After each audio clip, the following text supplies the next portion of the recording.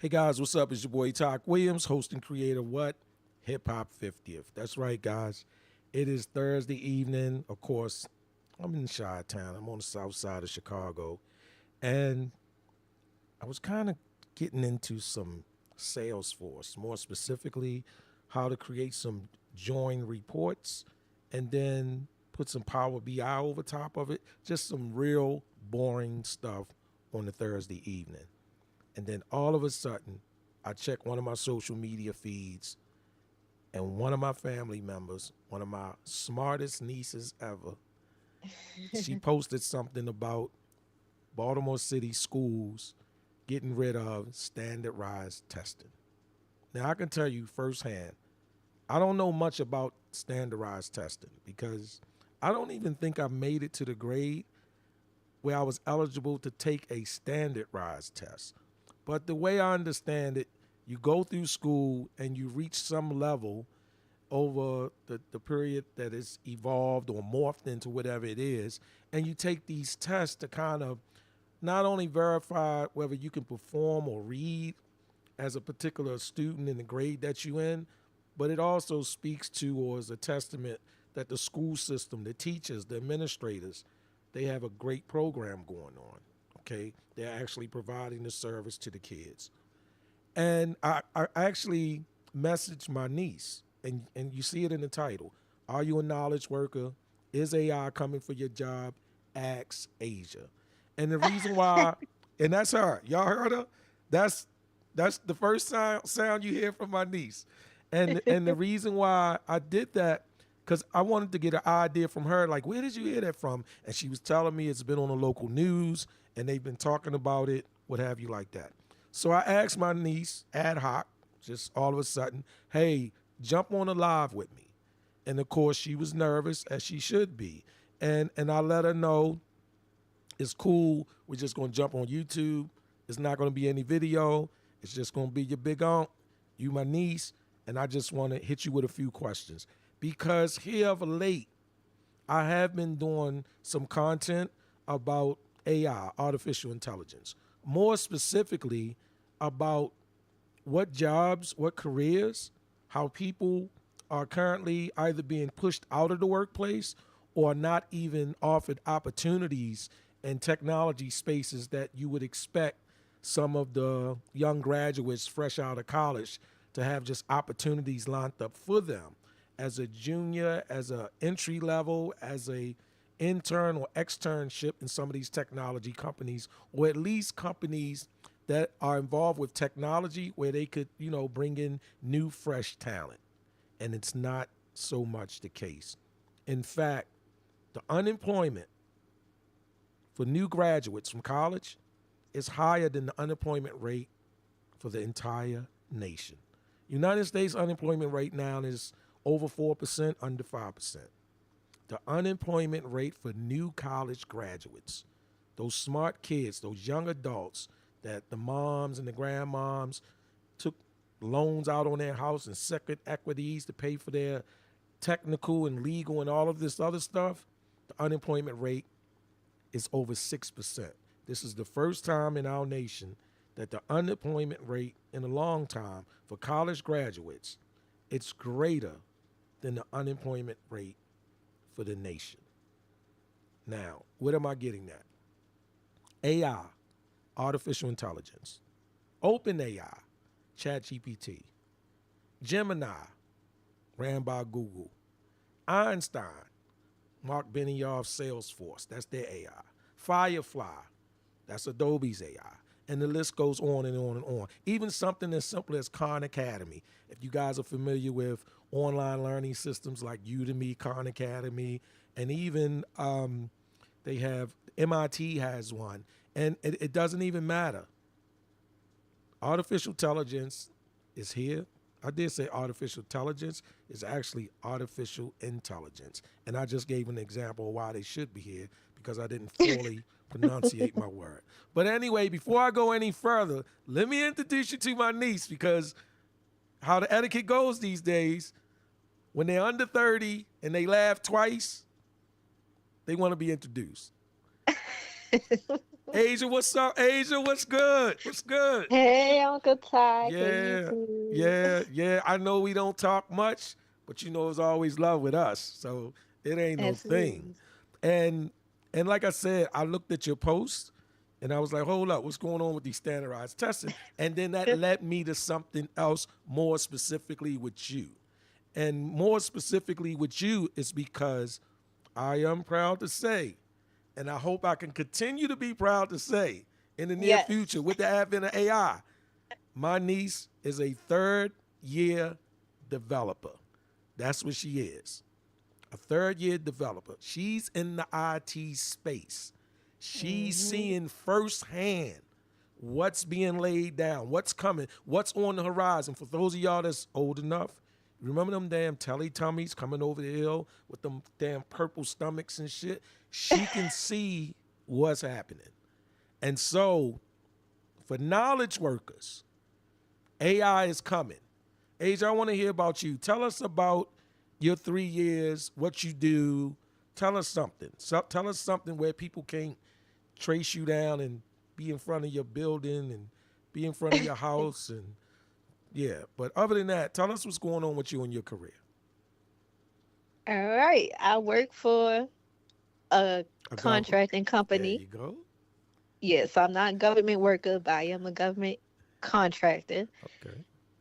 And, first going in, they gave me, light work, working on legacy code, mostly doing maintenance.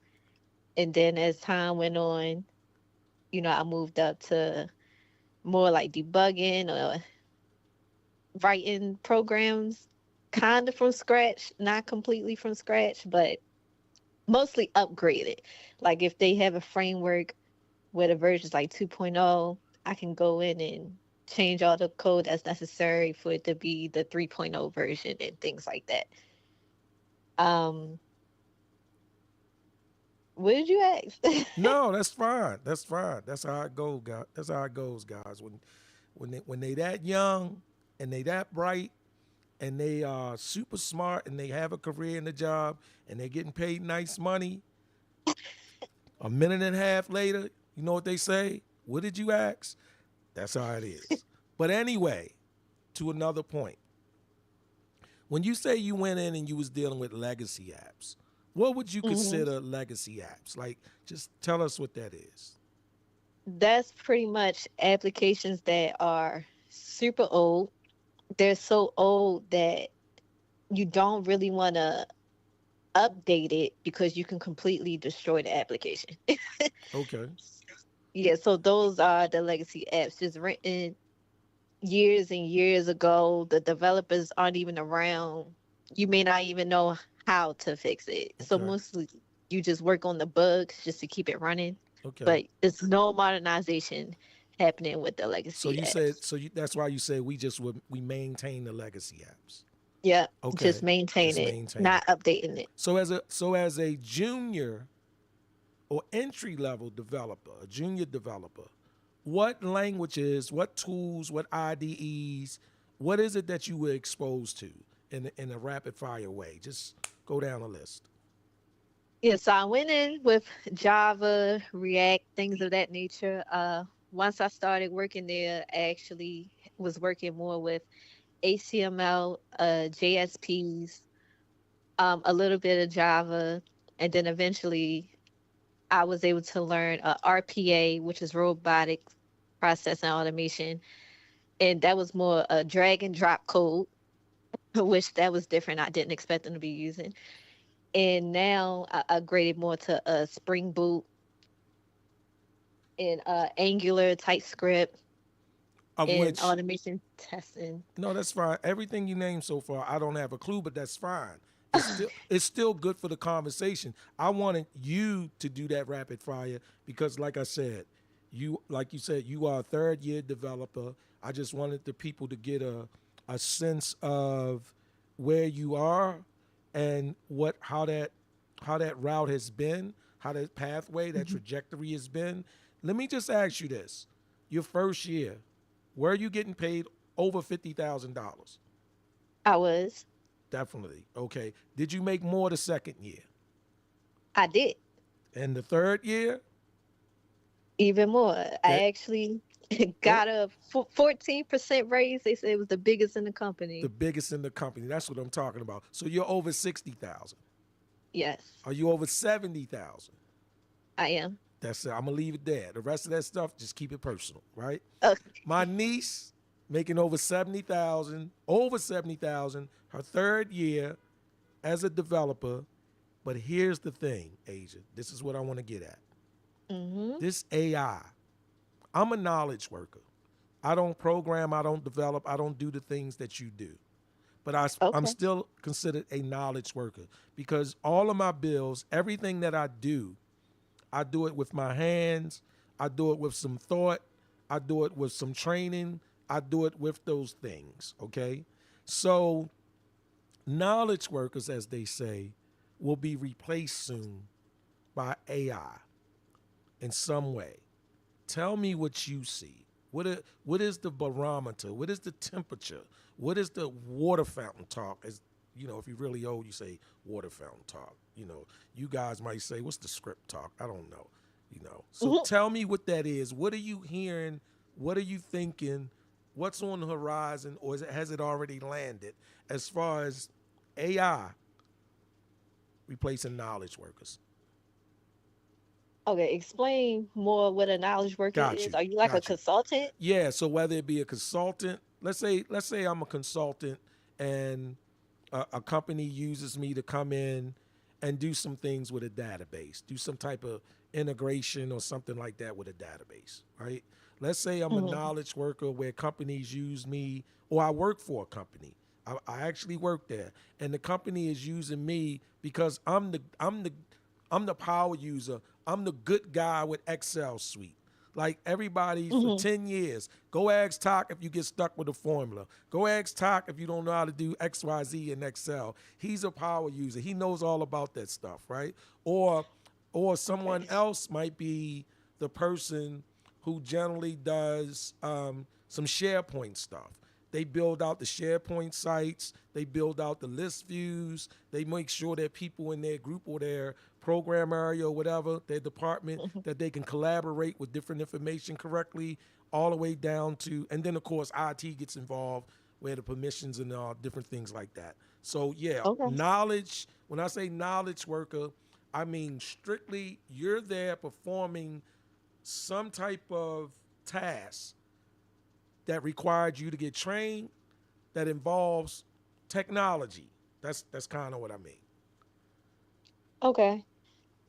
Well, my perception is going to be slightly different That's fine. simply You're because I closer work in to the it. government There sector, you so go. Okay. things work a little differently. Initially, it seemed like AI is going to be this really big threat that's just going to knock out everybody jobs. And actually, when Elon was running Doge and all that, and they're trying to introduce AI into the government field, what they came to find out and learn is that you can't really trust AI right now in the federal government because it's just so much sensitive information, and the security of AI just isn't at that level yet where they can just say, all right, we don't need any of these people anymore. We can just use AI.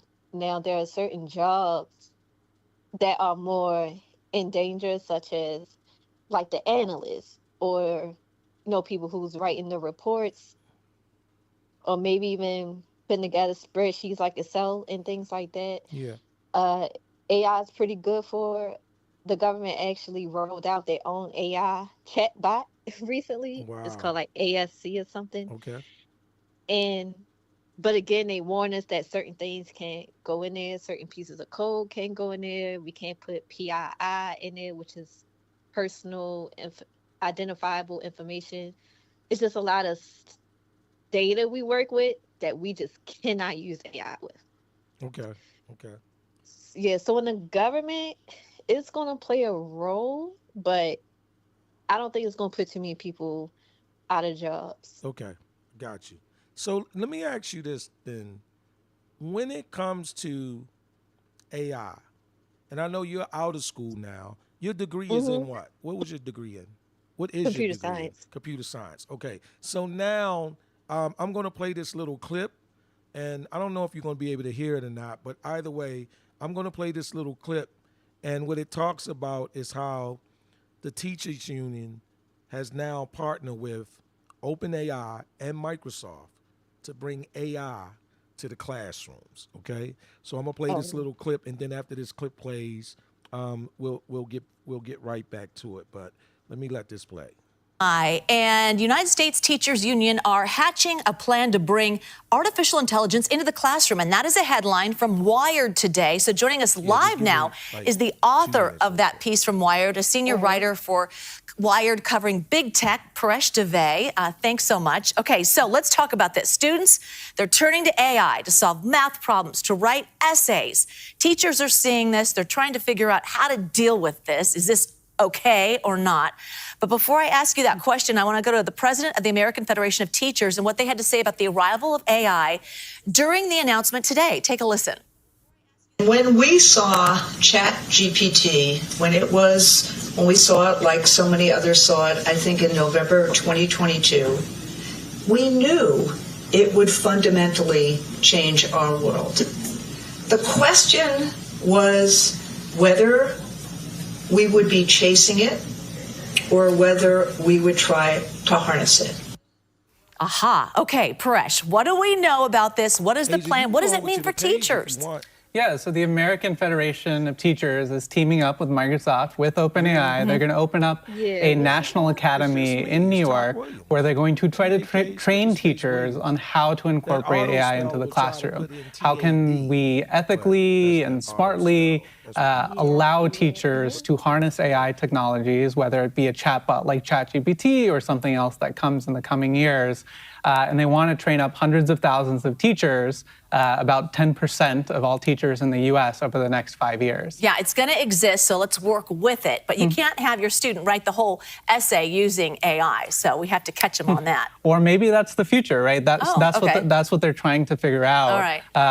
And that's what we expect this academy to research Yes. and look into. But there's going to be concerns, right? There Sure. are definitely teachers. So just real quick, guys, what's happening is they can't stop it. The school systems, the educational systems, no matter what district, no matter what state, no matter what municipality, they cannot stop people from using the AI tools. And they shouldn't. Now, there should be some level of governance, but there's no way that you want to tell people not to use it. So, the teachers union on a national level have embraced and partnered with Microsoft and OpenAI. Now, OpenAI, guys, is Sam Altman. OpenAI is ChatGPT. I know people get it misconstrued. They think because Microsoft has partnered with OpenAI and they may have some investment in it, like tens of billions of dollars or something like that, that they actually own OpenAI. They don't. OpenAI is a separate company in and of itself, and its face, the face of OpenAI, is Sam Altman. Now, what's going to happen, they're going to build this $23 million facility in the state of New York or in the city of New York, probably downtown, close downtown, in the downtown area or wherever. And that's the National Center to train teachers on how to bring artificial intelligence into the classrooms. The tools, the resources, how to distribute it, make it parts of their lessons, different things like that. Now, the question for me to you, Asia, is college still worth it if kids can do artificial intelligence? Is it still worth going to college for 4 years? You went to college as a computer science major, you graduated successfully, you have your degree, you're on your way, you're doing your thing. Your third year, you're getting that money, and you having fun and you learning and you're bright. If this situation existed today, back then, do you think 2 years of schooling would have been enough? Do you think if you wanted to be a coder, you could have done a lot of that learning before you even finish high school, maybe? Just give me your thoughts on the traditional 4-year degree for a lot of these career paths. with AI being as available as it is, as far as the large language models and different things like that?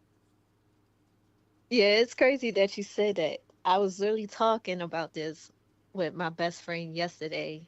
I don't think college is going to be the path for people going forward, especially if they trying to get into tech due to AI. It was already not as popular off of like boot camps alone, like coding boot camps and things like Udemy and all that stuff, and people just teaching themselves how to code without getting like the formal degree. And now that AI is here, it's really gonna just like ruin the motivation to go to college, in my opinion. When you asked me a while ago about AI, and I really didn't mess with it, but like since you brought it up, like I started, playing around with it and just seeing what it could do. And AI is amazing. Like Oh, some questions I'll ask it, I'm surprised it even understood what I was trying to ask it. Because absolutely. even when you type things into Google, like if you don't phrase it a certain way, Google does not know what you're trying to search up. It'll bring up something you did not mean to ask it. But AI has a way of understanding what you want to know. So yeah, like you can even now for work, like testing, writing test cases is just one of the most annoying, redundant things for me to do as a developer. Hmm. And I'll use AI to write test cases. I can put the code in and say, write a test case for this, and it'll write it. That's crazy. So, like, I know today I was on a call and we had a meeting. It was about six of us, and they was talking about doing some regression testing for this application. Hmm. To see if the new and improved application that's on a sandbox now, when it gets rolled out or before it gets rolled out, they want to do some regression testing in that window to see if it messes things up, essentially, right? Hmm. So, without naming maybe the tools that are used on your job, I mean, you can if you want, but that's not necessarily. Outside of there, what do you think are the more common AI tools that people are using to learn things? Like, what are they to you? What do you mean the tools? Yeah, like what apps or what AI apps or tools or resources outside of work that you see people using? Your friends, your family, whoever. Oh yeah, I hear most people using ChatGPT. There's another one that our job actually told us we should not use. It's like something with a D. I can't remember the name of it, but that one must be popular. But they told us we could not use that just because, again, the safety, and they didn't trust it. I heard people using Gemini. Yeah. So they don't want you to use deep learning? Yes. Okay. All right. Yep. They don't want us to. Yeah. They said Chat GPT is fine, but that one deep learning, no, we cannot use that. Okay. So Gemini, that's Google's product. Yeah, and Yeah. isn't Yeah, Gemini is Google's product. Are you familiar with Notebook LM? no. Yeah, you should check out Notebook LM. Notebook LM is dope. What about Claude? What about Anthropic's Claude? Claude Code. Have you looked at that? No, never heard of that. Oh, so the reason why so you think about Elon Musk, right? Hmm. You familiar with OpenAI, the company, with Sam Yeah. Altman? Okay. Now, Elon Musk used to be on that board. He was over there at OpenAI. That's where he was at. And Hmm. Anthropic's CEO and co-founder now, where they developed Claude Code, that's Dario Amodi. He came from OpenAI. It's almost as if these bright brains were at OpenAI before we knew what Hmm. OpenAI was. And they just kind of forked and went their way and was doing their own things. But Hmm. Claude Code is crazy cool. I'm gonna play this clip. Look at this clip, okay? Watch, just look and listen to this clip if you can. Like turn it up so you can kind of hear what's getting ready to happen right in front of our eyes with Claude Code. Okay, All and right, I'm this gonna is put you on mute. yeah, and this is yeah. As long as you can hear me, cool. Put me on mute. And this is a product by Anthropic, And like I said, the CEO, I think his name is Dario Amodi or Amadei. You know, it's French or something. I can't pronounce it. But however it goes, check this out. Check this out. All right, so if you knew how much time you could save with artificial... Should we be doing like Big Smile or? No, what are you doing? Smile's creepy. That's sort of what. I'm Boris. I'm an engineer. I'm Kat. I'm a product manager. We love seeing what people build with Claude, especially with coding, and we want to make Claude better at coding for everyone. We built some tools, one of which we're sharing today. We're launching Claude Code as a research preview.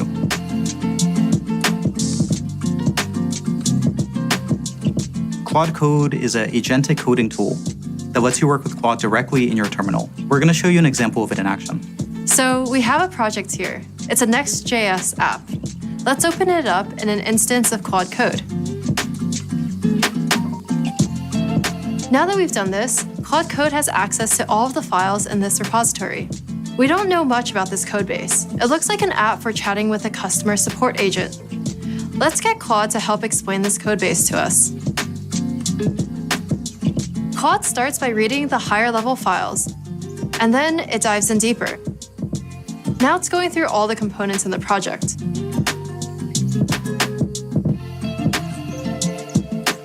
Cool. Here's its final analysis.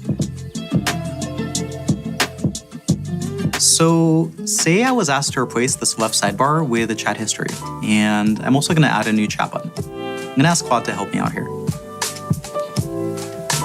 We haven't specified any files or paths, and Claude's already finding the right files to update by itself.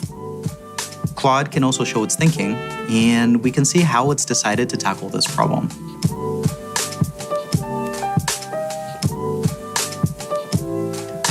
Claude's asking me if I want to accept these changes. I'll say yeah. Now Claude's updating the navbar, adding a button and icons as well.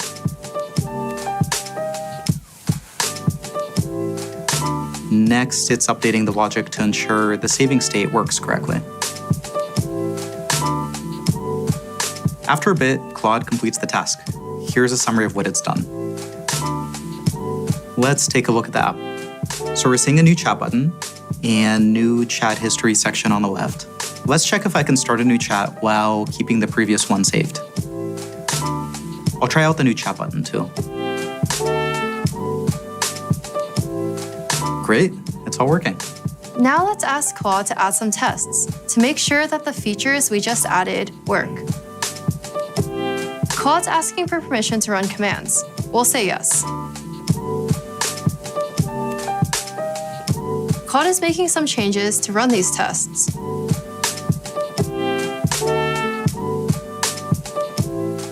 After getting the results, it continues with its plan until all tests pass. After a few minutes, it looks like we're good to go.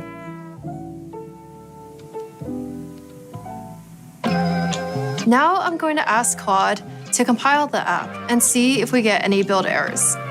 Let's see what it finds. Claude identified the build errors and is now fixing them. Then it tries to build again. It'll keep going until it works. Now let's finish everything up by asking Claude to commit its changes and push them to GitHub. Claude creates a summary and a description of our changes.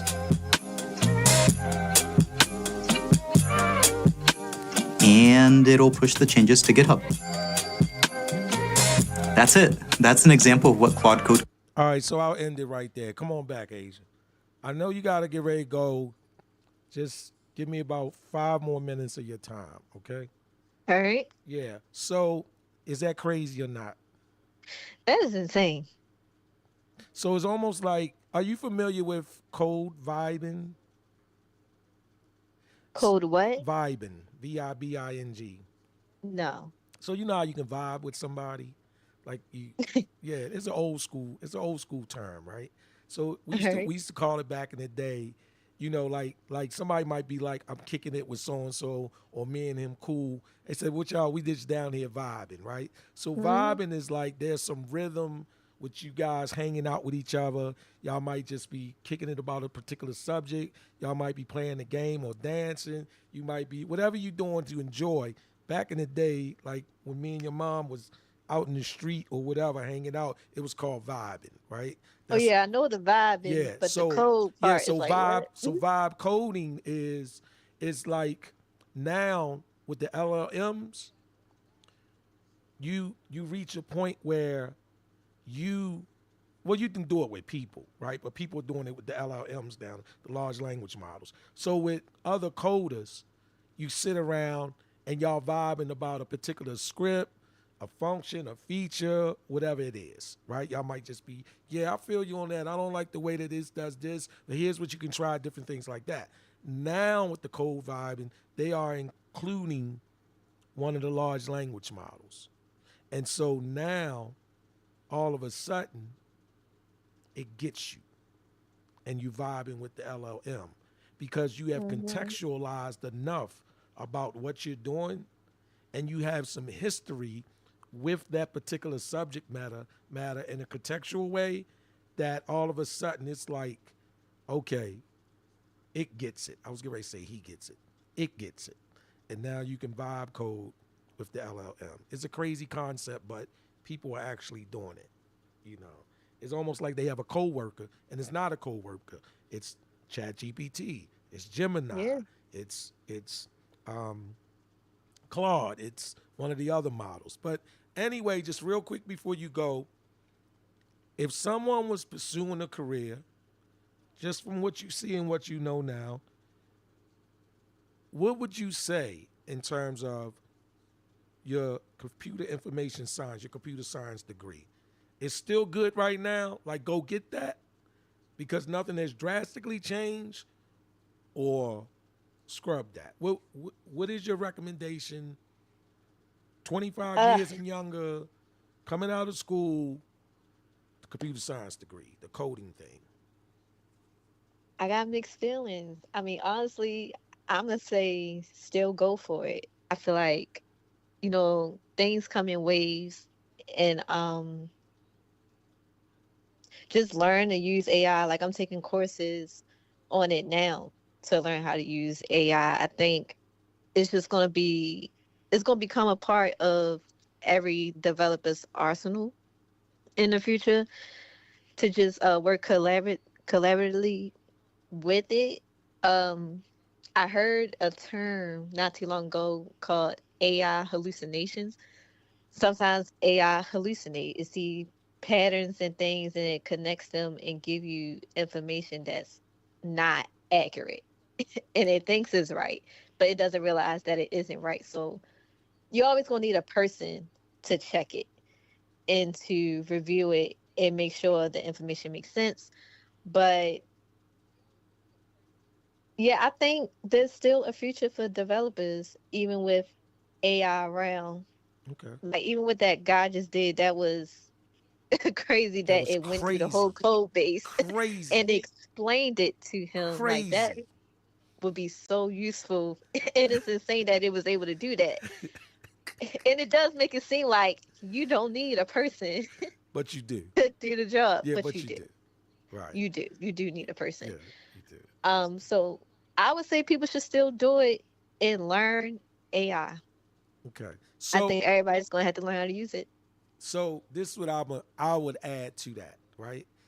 I agree with you. I'm older.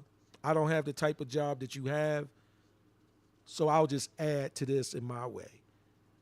If you're not a developer, but you're a knowledge worker that involves technology, like my niece say, I strongly suggest that you learn about AI. You learn about some of the tools, some of the application, some of the enhancements. It's not as difficult as a lot of you guys think, especially if you work in an office environment, because something as simple as Copilot. If you can realize that Microsoft Copilot is just AI, it's that power, it's your assistant with Yes. Excel, with Word, with email, which each one of them applications within the Microsoft suite, that's what Copilot is. So if you take something as simple as Excel, which Excel isn't really simple, but you could take something as difficult as Excel, and if you're challenged with charts and graphs, and you're challenged with concatenations and other functions and formulas, you can just text prompt Excel in Copilot. and it will give you examples, and it will show you what it did, and you can contextualize what you're trying to get done, and it will revamp it. It will review it. It will do all of that. So that's what I say to people. You will not, at least not today or tomorrow, necessarily be replaced by AI in and of itself. The first group that you're going to be replaced by are people who have learned about the AI tools and applications to go along with their current primary task and assignment, because that's the direction. So they're going to be hiring and keeping the directional thinkers, the thinkers who are looking for it to come this way. So anyway, Age, I'm gonna let you go in 30 seconds, but I'm gonna put you to a test. Since you said you studying AI, I gotta harass you, Asia. You ready? Oh, really? All right. Just real quick. So the LLMs are the large language models, right? Mm-hmm. Okay. Have you did any reading up on RAG or CAG? No, I have not. So RAG being, part of the remote augmented generative part of the AI, and the CAG being the content in a sense, right? So you do know that at one time, OpenAI couldn't scrape the internet. It couldn't go out to the internet. It was all in a black box. Okay. Right? So like in late 2022, OpenAI couldn't tell you what time it was, even though the time was sitting there on your computer, because OpenAI wasn't hitting the internet for us. It was in a black box where the large language model was just trained on what it was fed. That's why in 2022, it had limitations about what it could even respond to. It had like a cutoff date, a hard one, because it just wasn't trained on that, But now they have these other things, the neural networks, the matrices, the arrays, and all of that cool stuff. What part of AI are you studying? Have you been looking at? Like as a study, as a class, what are you looking at? The generative AI. That's where I'm starting. Okay, They cool. have more courses, but I'm just trying to start the basics. That's cool. No, it's not as basic as it appears, I don't think.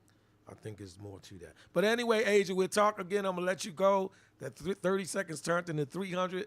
I want to say thank you, and, keep doing what you're doing. All right? All right. All right. I'm going to call you after this, though, because it is something I want to ask. Yeah, call me. I'm hold up. I'm going to end the live while you on here. And then we can hang up, and then I'll just call you. Okay. Okay? All right, let me end it. All right, let me end the live here. And